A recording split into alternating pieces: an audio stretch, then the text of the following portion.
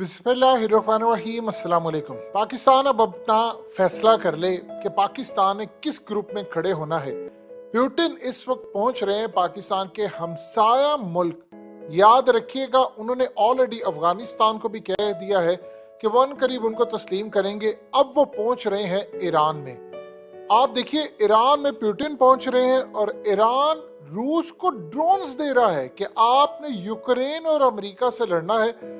आप जानते हैं कि ईरान के ड्रोन्स बड़े जबरदस्त होते हैं। उन्होंने कई दफा अमेरिका के बड़े तबाहकुन मामलात में ड्रोन्स को इस्तेमाल किया है और इस सूरत हाल के अंदर उनके मिसाइलों ने भी अमेरिका के जहाज़ों को भी तबाह किया है। लेकिन इंटरेस्टिंग सूरत हाल है कि रूस के सदर पुतिन पहुंच रहे हैं ईरान। आना था उन्होंने पाकिस्तान, डील हुई थी उनकी इमरान खान से कि आप जब रूस का दौरा करेंगे तो इमरान खान वहां पर इनविटेशन देंगे और पुतिन पाकिस्तान आएंगे। पाकिस्तान आने की बजाय वो जा रहे हैं ईरान। लेकिन आप सबसे ज्यादा इसमें हैरानकुन बात यह है कि वहां पर तुर्की के सदर तैयब उर्दगान भी पहुंच रहे हैं और उनकी वहां पर 1-to-1 तेहरान में मीटिंग होगी पुतिन से। याद रखिएगा, तुर्की और अर्दोगान वो हैं कि जब यूक्रेन और रूस का मामला हुआ था, इनकी लड़ाई शुरू हुई थी, तो तुर्की अमेरिका के साथ खड़ा था, तुर्की नेटो के साथ खड़ा था। वो नेटो का रुकन है। लेकिन इस सूरत हाल में वो पहला नेटो का रुकन मुल्क है जो पुतिन से मिलने के लिए जा रहा है। देखिए, अब आपको समझ आ जानी चाहिए, सबके होते हैं अपने मफादात। तुर्की ने देखा कि उनका मफाद इसराइल के साथ है, उन्होंने इसराइल के प्रेसिडेंट को बुला लिया। फिर उन्होंने देखा कि उनका मफाद इसराइल के साथ, उन्होंने मामला तय किए। उन्होंने सऊदी अरब के साथ अपने ताल्लुकात बहाल कर लिए, यूएई के साथ कर लिए। उन्होंने सिर्फ अपना मफाद सोचा। वहां पर कोई ऐसा नहीं था जिसको अमेरिका खत लिखकर कहता कि अर्दोगान का तख्ता उलट दो, और उलट दोगे तो माफ कर दूंगा। जाहिर सी बात है, वहां पर मुहिब्बे वतन लोग रहते हैं, लेकिन यहाँ पर पाकिस्तान में रहते हैं। अब आप देखिए कि डूब मरने का मकाम है। पहले पुतिन ने सुनाया हमें कि आप कॉलोनी ना बनना अमेरिका की और इन ताकतों के मोहरे ना बनना। कल चाइना ने हमें सुना दिया कि एशियाई ममालिक अमेरिका या ग्लोबल ताकतों की कॉलोनी ना बने, उनके मोहरे ना बने। और अब आप देख लीजिए कि दूसरी जानिब कौन सा दौरा हो रहा है। बाइडेन इस वक्त पहुंच रहे हैं मिडिल ईस्ट, और मिडिल ईस्ट जब वो पहुंच रहे हैं तो वहां पर उनकी सऊदी अरब के अंदर पड़ाव होगा। वहां पर वो इसराइल को तस्लीम करवाने के लिए मामला तय करेंगे। यानी सऊदी अरब इसराइल को तस्लीम करने जा रहा है, उसके बाद पाकिस्तान ने करना है। पाकिस्तान तैयार बैठा है और ये सिर्फ उसकी राह में अगर कोई रुकावट था तो वो था इमरान खान। आज देख लें कि इमरान खान ने बराह रास्त पहली मरतबा फवाद चौधरी के जी उन्होंने इस्टेब्लिशमेंट को धमकी दी है और कहा है कि मुक्तदिर हल्किया फैसला कर लें कि वो कहां पर खड़े हैं, क्योंकि अब इनकलाब सर पर खड़ा है। आपने फैसला ये करना है कि वोट के जरिए इनकलाब लाना है या फिर आपने श्रीलंका की तर्ज का, क्योंकि श्रीलंका की तर्ज का इनकलाब आया तो इस दफा सबको बहाकर ले जाएगा, क्योंकि इस दफा भरम भी टूट चुके हैं, नकाब भी उतर चुके हैं चेहरों से। अब कोई किसी के लिए हमदर्द फेवरेट नहीं रहा। सबके सब अया हो चुके हैं। जिस तरह इमरान खान को निकाला, सबके चेहरों से नकाब उतर चुके हैं।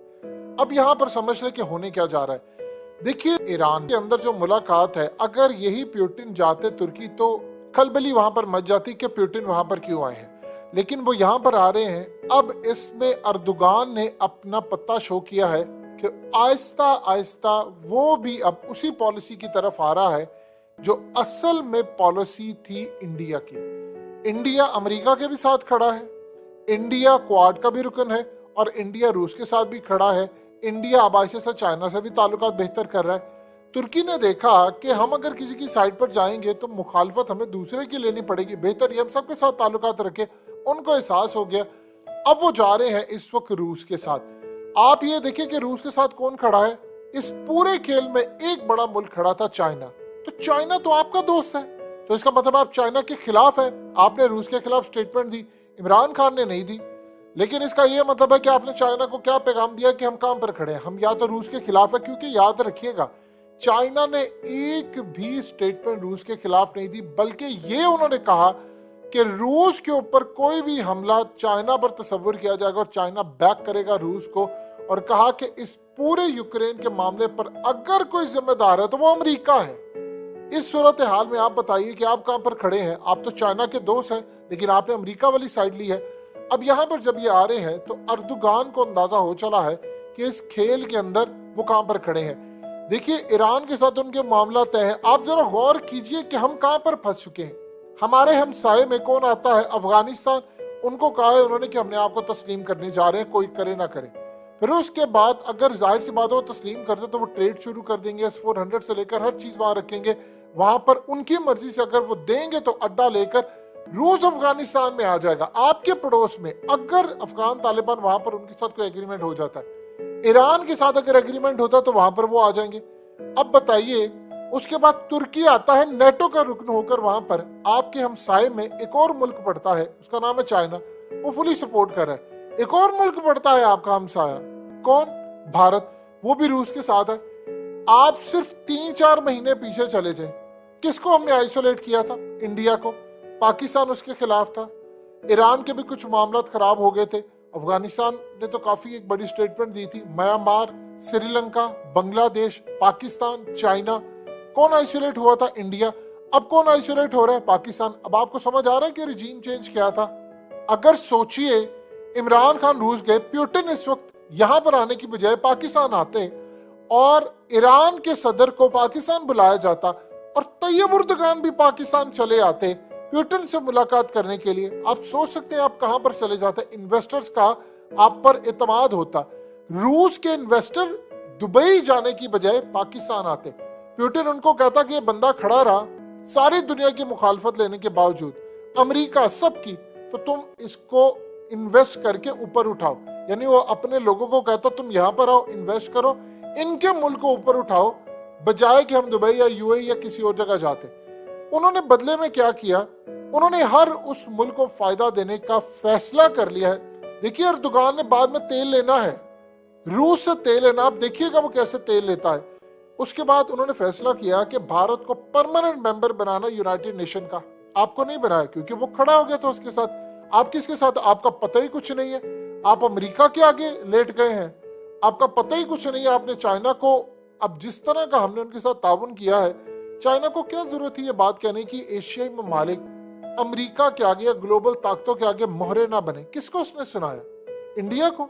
इंडिया को तो उसको पता है, वो तो उनके साथ है। क्या अफगानिस्तान को, ईरान को, वो तो उनके खिलाफ है।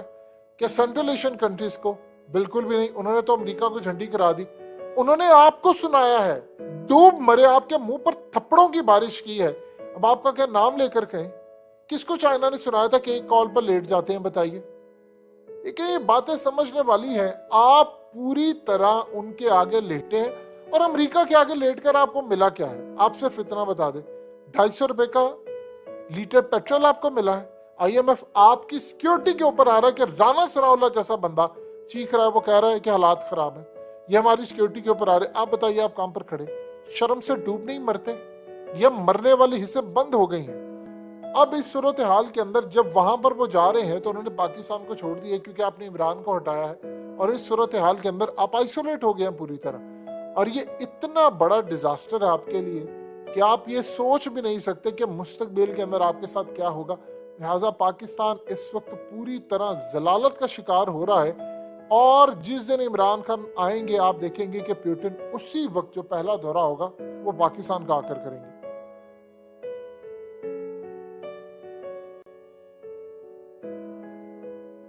हकीकत टीवी को सब्सक्राइब करना मत भूलें, वीडियो को लाइक करें, शेयर करें और कमेंट सेक्शन में अपनी राय का इजहार जरूर करें।